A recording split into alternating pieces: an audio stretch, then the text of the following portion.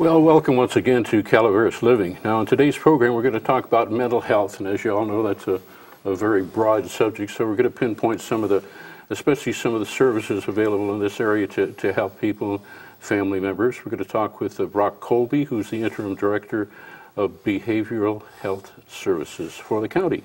And Brock, it's good to see you. Good to see you, too. Now, your health services, that's kind of part of a larger department, right, with the county? Right. We're now the Health and Human Services Agency, which has a bunch of different departments within it. Okay. Now, you've been with the county for a considerable number of years, right? Mm-hmm. Yeah, this is my 17th year here at Calaveras County. Did you start out in health services or something to do with health or mental health? Yes, I did. I started in mental health, doing direct services with people, doing counseling and crisis work. Okay, so lots of experience. Mm-hmm. How long have you been the interim director? Just since October 1st of 2013. Do you enjoy being an administrator rather than out in the front lines? Yes, I do. It's a different role, though. How many people do you have working in the mental health area with the county? We have about 50 or so employees. Oh, that many? Oh, in behavioral health. Now, as I told the people out there, the whole subject of mental health is so broad that we can't touch on everything, and of course we can't touch on the medical treatments either, because I mean that's not your area of expertise. Mm-hmm. But generally, I guess, is it misunderstood? I mean, do the public out there, is there still a stigma, or do people accept that mental health is almost like physical health in the sense that something goes wrong and it can be fixed normally? Well, that's where we hope to lead people to understand it that way. There is still a lot of stigma out there. A lot of people are reluctant to seek services because of the stigma associated with mental health treatment. But the mental health is just like any other physical disorder, and it often has a genetic component. And so there's a lot of effort on the state level and local level to try to combat stigmatism. Okay, when you say there's a genetic connection there, some mental health problems are inherited? Certainly. There's been lots of research that's shown that a lot of conditions are inherited. And so you have clinical depression, more serious illnesses like schizophrenia and bipolar disorder definitely have a strong genetic component. So they tend to run in families. Okay. Now, you mentioned depression just briefly there. Many people don't even know what depression is, right? I mean, it's a broad thing. You're down some days, you're up some days, but some people, when you say clinical depression, that's a very serious mental health problem, right? It is, and so I like to think of there's about 3 different types of depression. There's like the way we use in our ordinary language, where we say, I'm feeling depressed today, which kind of means I'm just down temporarily, I'm feeling kind of sad today, and then the next day I'm back to my normal feelings. Mm-hmm. So that's just like the temporary depression. It might be associated with an event, like something difficult you're going through, but it's short term, and usually people cope with it pretty well. Then there's situational depression that are maybe a little longer term, and that might be related to, let's say, grief and loss, like due to a death in the family. It might be due to a difficult life circumstance, when people, like, let's say, become unemployed, or some other major stressor in their life. But those 2 are kind of short-term in duration. They might be 1 month, 2 months, 3 months. But when the life stressor is overcome, usually the depression goes away. It's a matter of kind of passage of time. Huh? Yeah. So, but then there's depression that doesn't go away. And so that, if it meets a certain level of criteria, then clinicians call that clinical depression or major depression. And that's usually something that doesn't go away without treatment. So hopefully people nowadays will begin to seek treatment earlier, but if they don't seek treatment, it doesn't go away. They still have all the symptoms. And they may suffer for 5 years, 10 years, 20 years without getting help until they finally get help and then overcome it. So it's much like a physical disorder, and it is a physical disorder, like diabetes, in that if you don't get treatment, it doesn't get better. Now, clinical depression is normally treated, by drugs, counseling? What helps in clinical depression? Clinical depression is treated, often the best approach, which they've done thousands of research studies, is a combination of medication treatment with counseling. And so, and everyone's different. Some people may require only medication, some may be able to just do counseling and not need medication. But overall, most people respond to using that combination. And you may have heard of antidepressants that people use to treat the depression. And the counseling, a common form of counseling is cognitive behavioral therapy, which people use to overcome and manage their symptoms. Now, some of the antidepressants, I was just reading something yesterday, some of them have some side effects, though, right? That's correct. So I think a person needs to consult with their doctor and try to find the medication that has the least side effects, and then they have to manage those side effects if they have any. So a common side effect is their mouth feels a little dry, so they may have to drink a little more water. A person on some certain medications like antidepressants sometimes have to be more careful in the sun, wear a hat, and sometimes people have weight gain. Okay, and then some people, of course, don't have any. I mean, And some don't have any. So the doctor would explain to them what the side effects, just like any other medication you take, and what are the benefits. What are some other forms of mental health that people might not be familiar with, just general terms? Different kinds of illnesses, you mean? Yes, of mental illness. So like, for example, there's bipolar disorder, there's schizophrenia, there's a range of anxiety illnesses, like panic attacks, you may have heard, panic disorder. Sure. And generalized anxiety disorder. So there's different categories, and what a clinician will do when they meet with someone is they'll try to help find out what's going on with that person and how to best to address it. Are there a number of doctors in the area who treat mental disorders, or are they limited in number? They're limited in number in our rural area. If you think of it like any specialist you might see here in the foothills, you have to usually go out of area to see a specialist for the doctor component. We have a psychiatrist on staff at our clinic that serves adults, and then we contract part-time for a child psychiatrist. So if you went to see your cardiologist, you might have to go to Sonora or Jackson or somewhere else. In the same way, sometimes if you might have to go out of area to see a psychiatrist. Now, when you were on the front lines, you handled all those types of things. You would refer people to doctors, or you would do some counseling, or? We would do both. We would try to refer people to the best resource for them, depending on their insurance, depending on what their needs were. And then sometimes we did the direct services where we would do counseling and help people address their life stressors.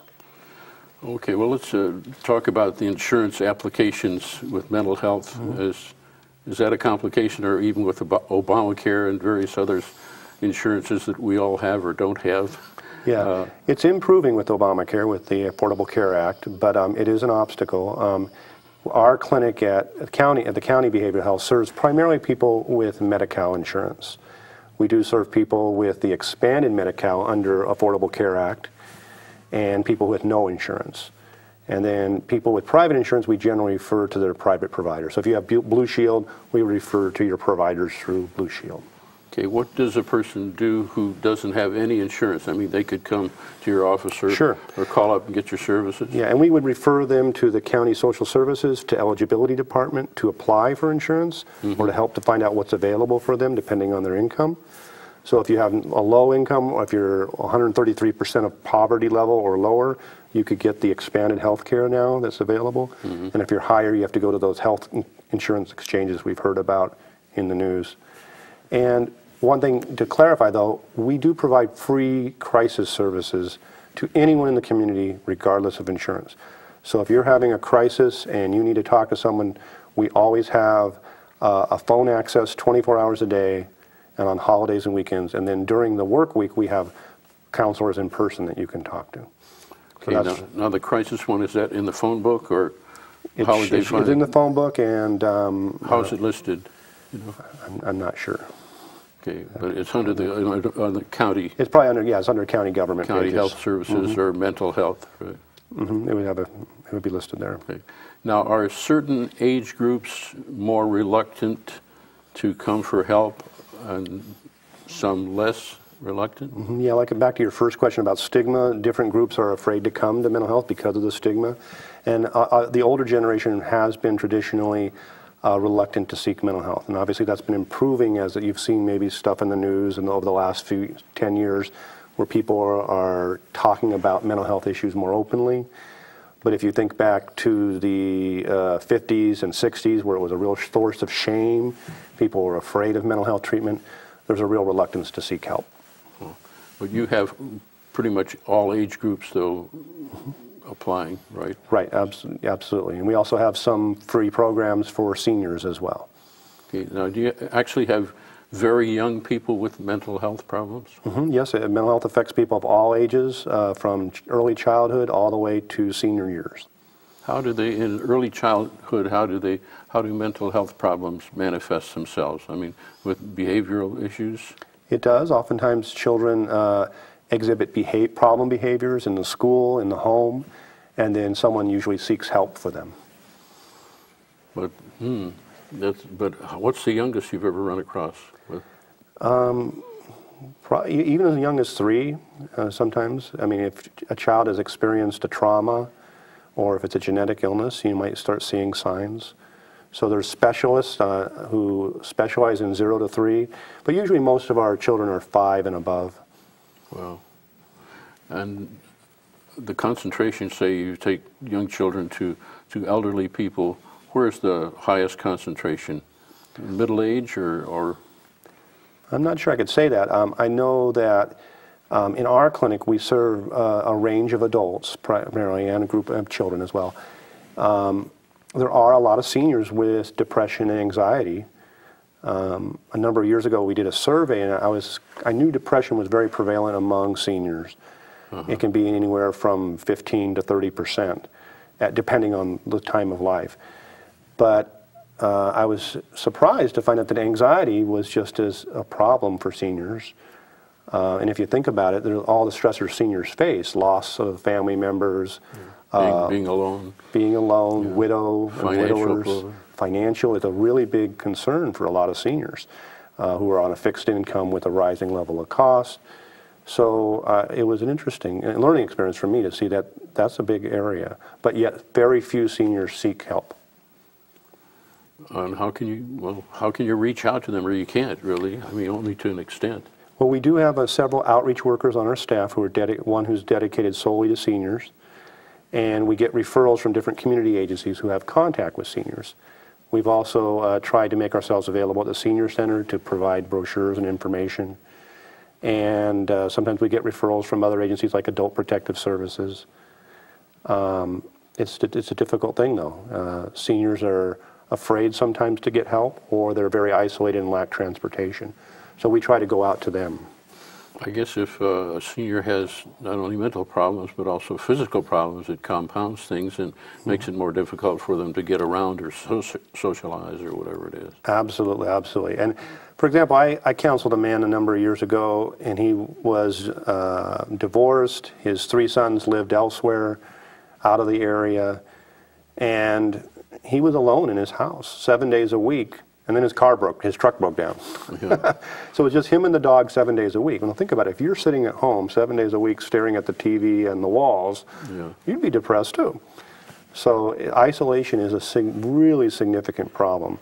And some of the ways the community has tried to respond, there's like a volunteer center where people volunteer to drive seniors and get them out of the house to appointments or to other activities, and that's a good service. Yeah, there are some private organizations in the area who will actually do things like that, help people shop or take them to the doctor or whatever. It's just a matter of reaching that person, or the person reaching out and saying, I need the help.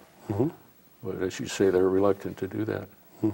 But anyway, since I promised the people we'd go over, and you brought along some of your, well, actually folders, and if want to make sure that we cover this is wellness and recovery services, the crisis support, you address that to some extent. It's just immediate intervention for serious emotional distress with referral to other services or providers as necessary. So, and you have a number of people, or there's one person, of course you said dedicated just to seniors. But anybody they contacted at your behavioral services could address that or direct the person to the right place. That's right. Okay. And actually I think we have that number, and we'll put it up as we go to where they can call a general number and then get directed to the right parties, right? That's correct. It says therapy, counseling for children and adults to gain coping and healing skills for a happier, fulfilling life. We should send that to Congress. Okay. For adults. Yeah, oh, they had the number up there, and I missed it because I was. But what does that usually encompass? I mean, just verbal counseling? Right. We offer individual therapy as well as group counseling, and sometimes we provide what's called case management to help people address obstacles that are in their life. Is there a cost for that, Ron? For the ongoing services, it's either provided through, like, for example, your insurance, Medi-Cal insurance, but we do, for private insurance, we refer those people to the private providers. Okay. So the crisis services is free, but the ongoing is usually through their Medi-Cal insurance. Okay. It says service coordination, assistance at obtaining resources and support from other agencies. As you say, you can refer anybody to the proper place. So you have a lot of different agencies that possibly could help. And then one of the things our crisis or our walk-in workers are aware of are a lot of those resources. So sometimes we're aware of resources that the general public doesn't know about. So we'll refer them to, you know, something to apply for health insurance or to get counseling for their Medicare insurance or to access food bank information and all those different array of services that are available in our community. Now, all your people are located right here in San Andreas? Is that right? Primarily, yes. Our main clinic is here in San Andreas. Okay. It says medication, a tool that can reduce symptoms so that you can fully participate in your recovery. So that's, you'll refer the people to the proper physician. Okay. And one of the easiest ways people can do if they are struggling with depression or anxiety is to start with their physician.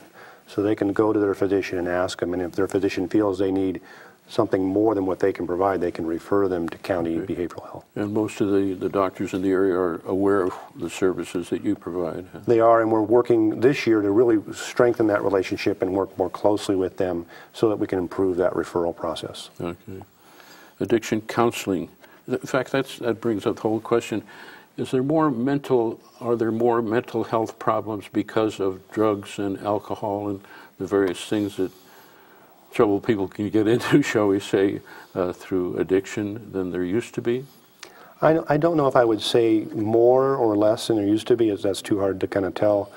I think thought that you knew everything. I think it's a chicken and egg question. I think you have, what I've noticed over time, having done a lot of clinical assessments with people, is they have trauma in childhood.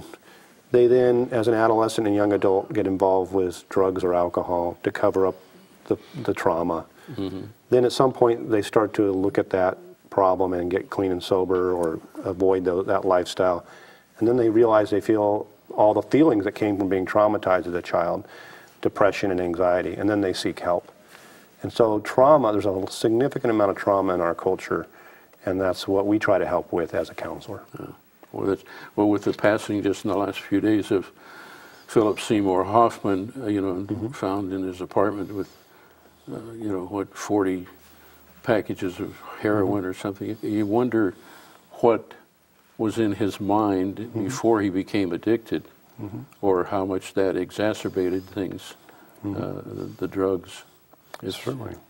And then we noticed, someone was telling me, and I don't know if that's true, that he had a long period of sobriety. Yes. And then, of course, he had a wife and 3 children.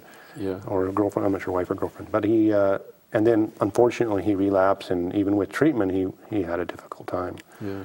So very sad case. You have some people who come into your, come for your services, and they're there a considerable length of time? Yeah, it varies from person to person. Everyone's unique. Some people need short-term counseling and medication, and some may need a lot longer period of services. Do most people, these are very general questions, but do people who have some mental health problem think that they have a mental health problem, or they normally think they're fine?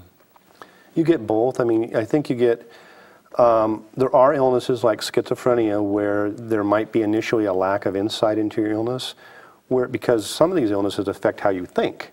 So your very thinking processes are affected. And so if you don't think there's something wrong with you, your belief system, then you don't realize you have a problem. But then society is saying, hey, this isn't normal behavior, what you're doing. And so what we call thought disorders are some of the most difficult to treat initially. Because think about this, if I said you need to take a medication, but you didn't believe you were ill, I'm healthy, I'm feeling fine, well, would you take a medication just because a doctor says so? No, I'd probably get thinking that you're against me too. Right. So it is difficult, especially in the early stages of some illnesses, to help a person see that they have a need for that. Well, that's you have to be very tactful then in your counseling, don't you? I mean, that you don't say anything that might be misinterpreted or taken as a put down or a derogatory comment. Right. Well, I think we're very careful with our language, and I think it's also part of that overcoming stigma is how can I be neutral in my language and not offend people who are sensitive. No one wants to be labeled. No one wants to be considered, quote, mentally ill. Who would want that label? But the truth of it is, it's all a physical illness. There's genetic components. There's definitely, as we know more about the neurobiology of the brain, these are very physical illnesses. But our society teaches us there's mental illness and there's physical illness. And in reality, there's only, like our doctor says, mind-body illnesses. Yeah. What's the educational level, or how do you qualify people for those people who are counselors? What background do they need? There's a range of different people who work at behavioral health. We have outreach workers. We have people who are case managers that may have a high school diploma or a bachelor's degree. And then there's clinical counselors who there's a rather rigorous form of education and licensure. And the clinical counselors, you have a master's degree, usually a minimum, and then they have to do 3,000 hours of clinical internship, followed by licensure tests, and then they get licensed. So there's different pathways to get licensed, and in California we have to have a minimum of that master's level. And then we have our psychiatrist who's a medical doctor. Is it difficult to get qualified people in the area here? It has been in the past. In the last 6 months or so, it's been a lot better. We've seemed to have gotten more applicants. But in the past, ever since I've been at behavioral health, recruiting people has been a big problem. One of the problems is location. We're in a rural area. Sure. And yet if you live, let's say, in Sacramento and your significant other lives there too, you're not likely to move all the way up here. Yeah, or drive every day. Or drive, yeah. We had a clinician who used to drive every day. So that's quite a distance to drive daily until she moved nearby. Yeah. Where do you advertise normally to try to recruit people? We advertise on the county website. We advertise sometimes in different clinical publications, and sometimes in different newspapers. Okay, but it is improving. In the last 6 months, I've seen an improvement, but it's always been a big concern over the many years is trying to attract candidates. And so you have vacancies that are open a long time as you're waiting to fill those positions. Well, they're probably fairly well paid, aren't they? They're pretty well, yeah, I think so, compared to other rural counties. Yeah. You said you had some, around 50 or people in the department? Okay.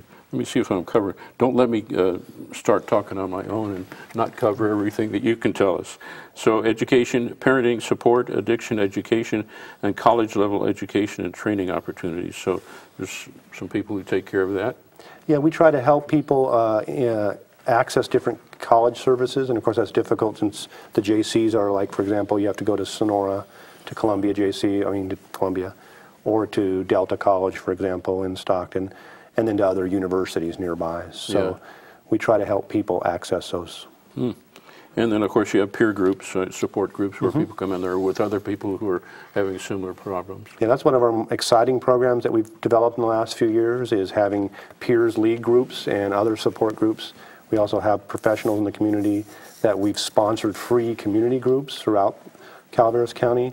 And so, for example, one was on, I think it was called, I can't remember now, but it was on overcoming fear and anxiety and dealing with panic attacks. And so those were free groups that behavioral health sponsored. And then you have the special for seniors where they get together as groups too sometimes? Not as often, not really. Seniors tend to prefer individualized service. Okay. We provide a program called Senior Peer Counseling, and that's, provided in the home. It says one-on-one visits in a comfortable home setting. Yeah, or at the location of their choice. If they want to meet at their office, they're welcome to. But usually they prefer to meet in their own home where it's easier. And we provide them with a peer counselor, not a professional therapist, but someone who's been trained and gone through a background check, and they're a volunteer who then goes into the home and meets with the senior and helps problem solve with them. Yeah, it's a senior peers trained in aging issues, grief and loss, depression, communication, and peer counseling. So people with a lot of experience with other seniors. Because the idea is that seniors, that you've gone through life and you've reached the designation of being a senior, you have a lot of skills. You have a lot of coping skills. You have a lot of strengths. And we really rely on trying to help you solve those problems that you're facing now as a senior. Some of which aren't solvable. You know, if you're facing a chronic illness that won't go away, you can't solve that, but you try to learn to manage that illness while you're dealing with your life circumstances. Do seniors respond pretty well to that, or are they resistant? They do respond very well. In other words, you're respecting the person. I'm respecting the knowledge and experience of a lifetime that you have, and I'm not coming in and giving you advice, as I call it, kind of like a vice. Yeah. I'm not saying this is what I think you should do, because that's not the essence of peer counseling. The peer counseling is about listening, and it's about coming in and listening and trying to together come up with a solution or a way of looking at things differently that you may not have thought of. So a senior who's struggling with depression or anxiety, they have a lot of strengths, and so we respect that, and we say, how can we build on those strengths and then help them to solve the problem? That's interesting. Now, time is fleeting. Is there something, other services you provide or some advice that you can give people out there? And we can put that number up again. That's the general number to call. If you'd like to be directed to the proper place, it's 209-754-6525. And is there anything that we've missed? Just I want to reiterate that we always have free crisis services, so you can always call, or you can come in person during the workday to our clinic. And of course, our calling is 24 hours a day, so you can always call our crisis line, and that's free of charge. So you always have somebody to reach out to if you're having a particularly bad moment in your life, or you're feeling suicidal, or you just want to talk to someone. It doesn't have to be a crisis. Yeah. You can always talk to somebody. You have quite a few people utilize that line? Yes, we do. Is it increasing? I mean, of course, the population is not increasing too much here, but has it increased in the last couple of years? I'm not sure it has. I think it's about steady. Yeah. It just kind of increases with the population. Well, thank you for coming. Thank you for having me and on. learning some things that I didn't know, and I didn't know of all the resources available to people here too that the county provides, or as you say, the county combined with insurance or not insurance, whatever you have or don't have. But and you're enjoying being interim director? Yes, I am. How long is that interim going to last?